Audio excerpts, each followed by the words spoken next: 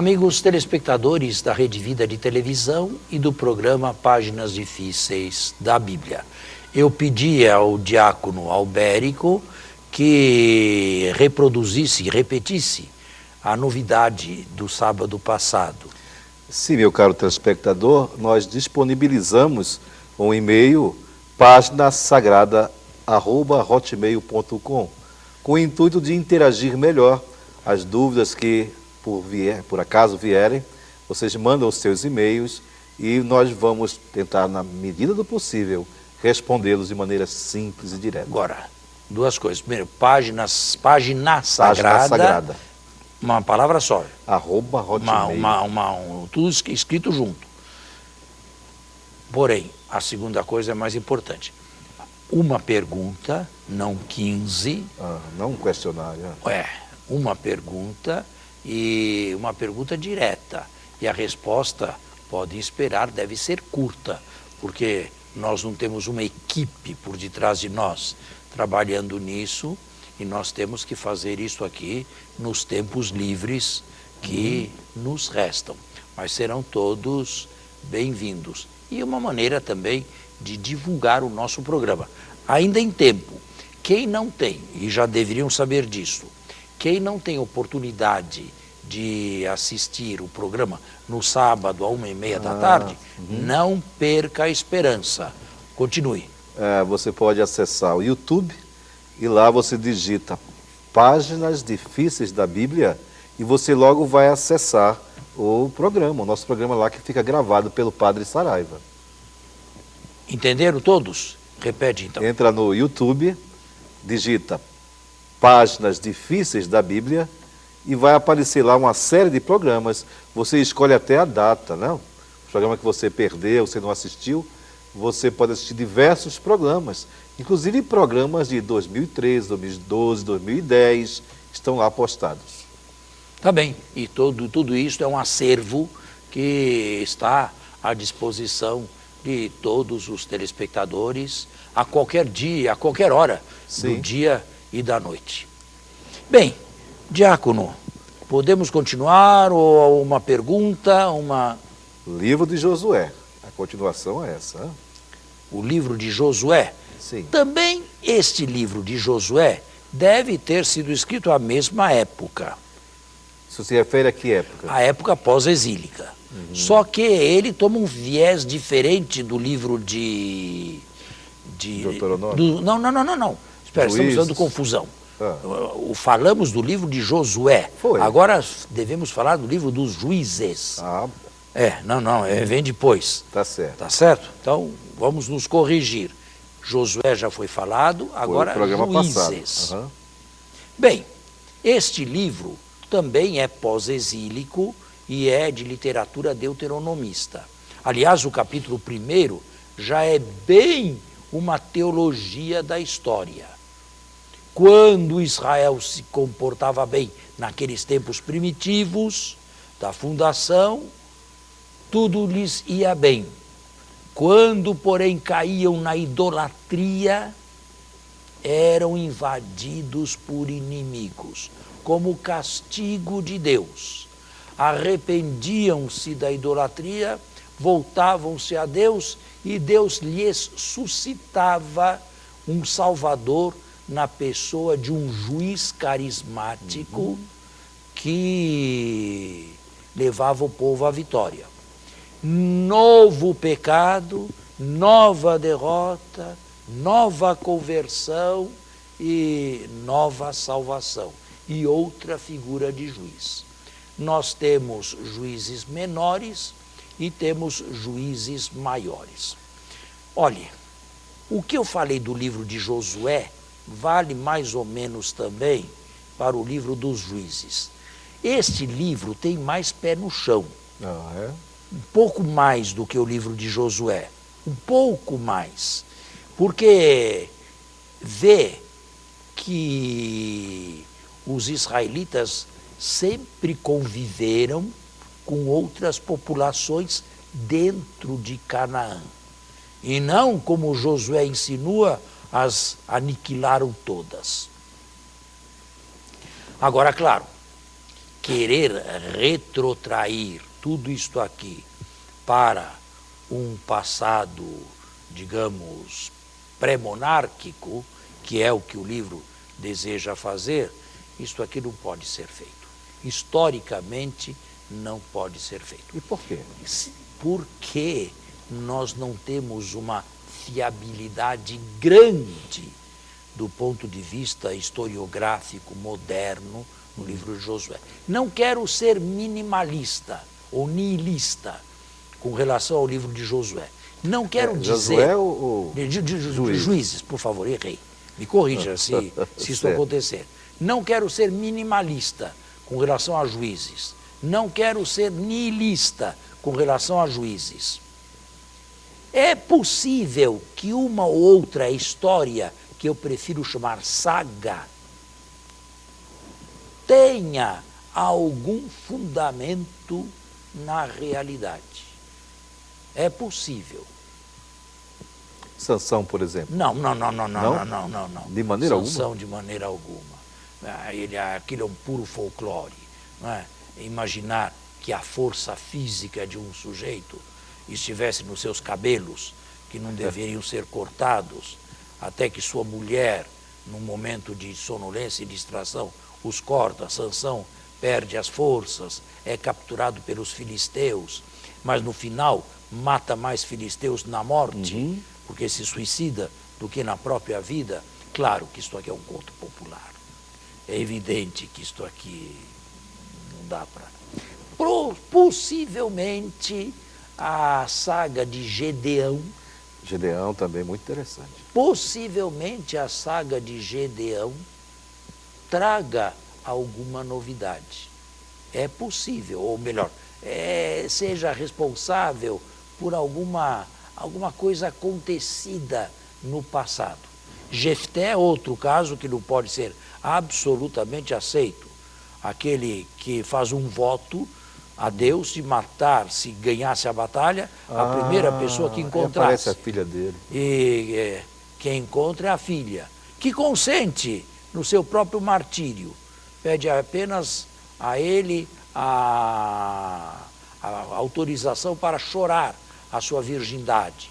Ela será imolada antes de se casar, pelas colinas com as suas amigas, e vai. E depois, no conto parece que, o conto não é claro, parece que é imolado. Claro, isto para nós seria um absurdo, alguém fazer um voto desse, seria absolutamente inválido esse voto. Para nós hoje. Para nós hoje, claro. E seria uma religião de ponta cabeça fazer uma coisa dessa. Talvez, nesse aspecto, a saga, o conto não seja interessante e fale ao homem de hoje. Existem pessoas que vivem a religião de ponta cabeça, não do jeito que deveria viver. É capaz de me dar exemplos? Não, aqui não me ocorre agora esses exemplos.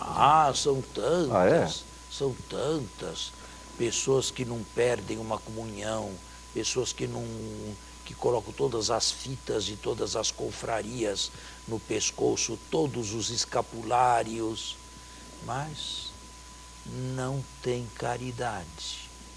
Entendi. Não amam, não são capazes de ser solidárias, são pessoas difíceis, são pessoas que murmuram, são pessoas que jogam um contra outro. Bem,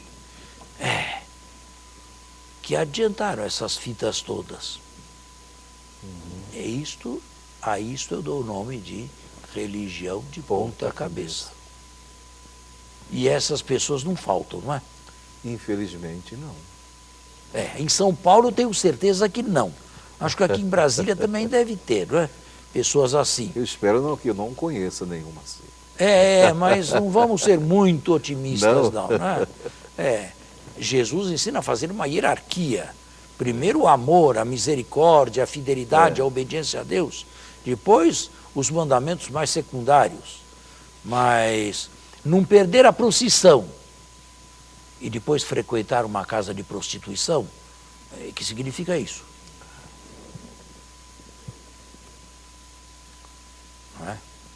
é fé de ponta cabeça. Para esses, a leitura desse texto aí poderia ser salutar. É um exemplo a não ser seguido, a não ser tomado. De toda forma, todas essas sagas que o senhor coloca aqui, sim. Elas nos trazem lições de vida, mesmo a de Sansão. Traz, claro que traz. Não. Deixando a historicidade de lado, é claro que as sagas, na sua extensão escrita, no seu texto, claro que trazem mensagem. E eu já falei tantas vezes aqui, Deus se serve de tantos gêneros literários para se fazer ouvir, ou para transmitir a sua mensagem. Claro que alguém pode fazer uma meditação sobre o livro dos Juízes. Melhor se for depois destas aulas aqui. Bem melhor. Ou se for depois desta cultura aqui transmitida na televisão. Porque assim lê o texto como ele deve ser lido. E não de uma maneira extravagante ou ingênua, o que a grande maioria faz. Essa literatura, mas é que nós temos que fazer um intervalo já. Essa literatura aqui já traz elementos contrários à monarquia. Já se tinha experimentado a monarquia. Já se sabia aonde ela tinha levado. Já se sabia o fim da monarquia. Então vamos fazer um intervalo e depois vamos ler um texto antimonárquico. Perfeito. De volta, Estamos eu disse de volta. Que existem aí textos antimonárquicos. É claro, para quem lê o livro ingenuamente, esse livro é anterior à monarquia. Os fatos são anteriores. Mas para quem o lê cientificamente, isto aqui é uma retroprojeção no passado de experiências já acumuladas e tidas no presente. No caso concreto, pelos repatriados de Yehud. Não é? Então leia uma parábola, é um conto, uma parábola. As árvores falam. Ou melhor, nesta parábola aqui, as árvores falavam entre elas. Estamos no capítulo 9. Levaram a notícia a Joatão, e ele subiu ao cume do monte Garizim, e lhes disse em alta voz: Senhores de Siquém, ouvi-me, para que Deus vos ouça. Um dia as árvores se puseram a caminho, para ungir um rei que reinasse sobre elas. Disseram à oliveira: reina sobre nós. A oliveira lhes respondeu: renunciaria eu ao meu azeite, que tanto honra aos deuses como aos homens, a fim de balançar-me por sobre as árvores? Então as árvores disseram à figueira: vem tu e reina sobre nós. A figueira lhes respondeu: iria eu abandonar minha doçura e o meu saboroso fruto, a fim de balançar-me por sobre as árvores? As árvores disseram então à videira: vem tu e reina sobre nós. A videira lhes respondeu: iria eu abandonar o meu vinho novo, que alegra os deuses e os homens, a fim de balançar-me por sobre as árvores? Então todas as árvores disseram ao espinheiro: vem tu e reina sobre nós. E o espinheiro respondeu às árvores: se é de boa fé que me ungis como rei sobre vós, vinde e abrigai-vos à minha sombra. Senão, sairá fogo dos espinheiros e devorará os cedros do Líbano. Está aí, um conto antimonárquico. É, bem claramente antimonárquico. As árvores que se prestam não querem rei. Não querem rei, nem querem ser rei, né? Não. Quem não presta, quem não deveria aceitar, é o único que se põe a serviço, o espinheiro.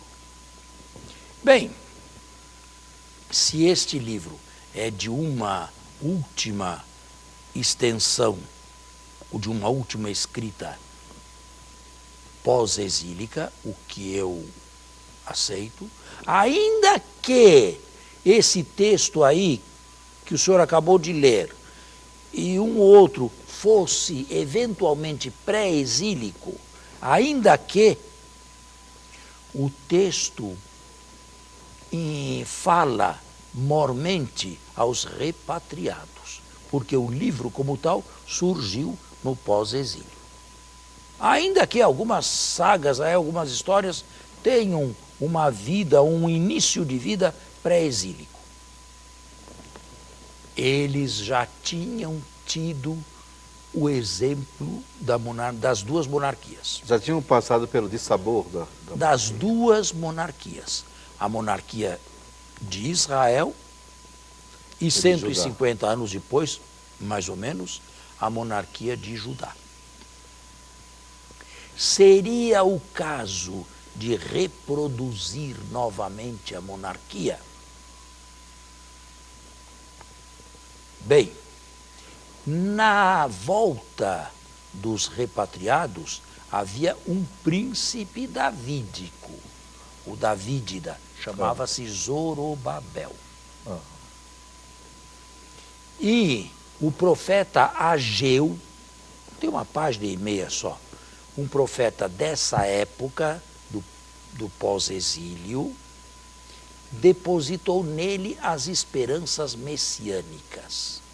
Ele iria reconstruir a casa real e o sacerdote Josué, não o Josué do livro, um outro, iria reconstruir o templo de Jerusalém e o sacerdócio. Portanto, a monarquia e o sacerdócio. E parece que essa ideia de uma nova monarquia, no estilo da velha monarquia davídica, foi durante algum tempo pensada e acalentada. Mas, primeiro, eles tinham diante dos olhos o desastre que foi a monarquia de Judá, de Israel e de Judá. Eles tinham isto diante dos olhos. E alguns velhos ainda podiam se recordar do que aconteceu em 587. Podiam ainda estar vivos, alguns poucos. Era o caso de reconstruir tudo isso novamente? Mas havia mais. A Pérsia iria permitir que se reconstituísse uma monarquia, ainda que fosse uma monarquia vassala. Havia monarquias vassalas no Império Persa, Tiro, por exemplo, mas haveria de permitir que Ehud se tornasse uma monarquia e os povos circunvizinhos, em primeiro lugar os samaritanos, em segundo lugar os árabes do deserto, como veriam isto aqui? Claro que não com bons olhos. Vejam os inconvenientes da reintrodução da monarquia. Além disso, embora Ezequiel, o profeta do exílio, tivesse dado um lugar no repatriamento para um monarca, prefere não chamá-lo mais de rei, chama-o príncipe, Nazir, e coloca limites nas suas posses. Ele será um príncipe e terá poderes limitados. Isto no livro de Ezequiel, na Torá de Ezequiel, nos capítulos 40 a 47, 48 do livro de Ezequiel. Portanto, tudo somado, havia muitos inconvenientes em se reproduzir a monarquia. A isto, temos que acrescentar o seguinte: Josué, o primeiro pretendente, desaparece misteriosamente de cena. Provavelmente numa luta intestina, civil, entre judeus vindos do exílio e judeus que nunca tinham ido ao exílio, Josué tenha sucumbido. Josué tenha sido assassinado. É possível que ele tenha tomado o partido do nacionalismo, ou melhor, o partido do internacionalismo, da junção das partes. Entendo. E teria sido assassinado. Uma alusão velada a isso, alguns historiadores e exegetas veem no livro de Zacarias, que nós não vamos citar agora, para não perdermos tempo aí em procurar o texto e depois o capítulo e o versículo. Né? Transpassarão aqueles que contemplaram. Bom, é possível que seja aí uma alusão indireta, velada, ao assassinato de Zorobabel. De qualquer maneira, ele saiu misteriosamente de cena. Se não queriam voltar a um período anterior histórico, anterior à monarquia, período dos juízes. Ou melhor, onde estava ainda em fermentação a monarquia, nos primeiros inícios de Israel. Se não queriam voltar à monarquia por causa dos inconvenientes que ela trouxe no passado, e eram bem presentes, lhes restava uma alternativa: formar um reino de sacerdotes. Isto é, uma nação, digamos, hoje nós denominaríamos uma teocracia. Uma nação governada por clérigos e com a religião ponto ou polo de atração. Hoje nós temos isso, sabe aonde? No Irã. O Irã é uma república religiosa, uma república muçulmana, dominada por uma aristocracia religiosa. São clérigos, né, mulás, ayatolás, todos eles religiosos, que lá mandam e têm poder de vida e de morte. Me ocorre uma pergunta dentro dessa reflexão. Já tinha acontecido a monarquia, eles já tinham experimentado de sabores, mas esse livro dos juízes, eles fazem alusão ao templo, porque o templo sempre foi muito importante para os judeus. Não. Vocês já tinham experimentado a monarquia? No livro atual dos juízes, o templo Sim. não tinha sido construído ainda. Sim, no livro, Portanto, veja bem, no livro, na leitura dele. Mas à época... A época já tinha caído. sido destruído, construído e destruído. Então, e não se faz nenhuma referência. Não. Eles omitem isso de propósito, Não. porque senão... Porque queriam que o templo fosse, e de fato foi, obra da monarquia. Sim. E se eles estão escrevendo antes da monarquia, não convinha colocar ali o templo. Mas, de fato, o templo foi construído com a monarquia. De uma existência de um templo antes da monarquia, nós não sabemos nada. Talvez, como todos os povos foram religiosos do passado, talvez tivesse alguma casinha de oração lá, de algum templeto lá para algum sacrifício, mas numa época ainda pré-histórica para Israel. Vamos fazer um encerramento agora, né? Poxa vida, já passou agora muito rápido. Né? Então, temos que deixar para outra semana. Meu caro telespectador, eu espero que essas páginas meditadas cheguem até os seus corações, que você procure mesmo estudar, ler, mas principalmente rezar com esses textos. Até o próximo sábado, com a graça e com a bênção de Deus.